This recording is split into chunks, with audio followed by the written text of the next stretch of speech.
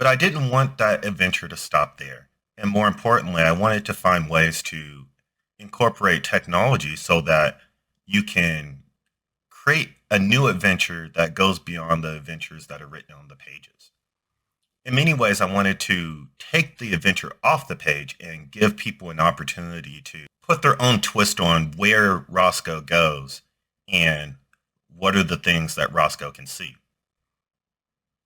When I initially thought about what experiences I wanted to take from the page, especially when it came to the hot air balloon, I thought about just simple animation because with a lot of my work, it's grounded in animating experiences, and those experiences are relevant to the stories that I'm telling.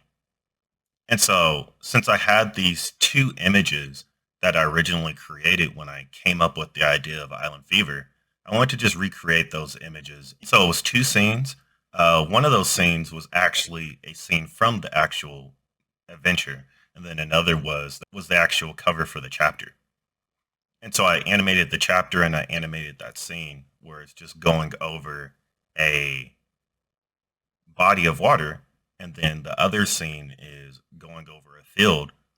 And I want to just see what that looked like to just bring it to life so that you can actually see them going on that hot air balloon adventure and what that actually looks like from a static image to an animated experience. And then from there, I was like, how do I take this from the screen in and of itself, from the context of the digital world, and integrate that into the physical world? And that journey led me to some interesting insights.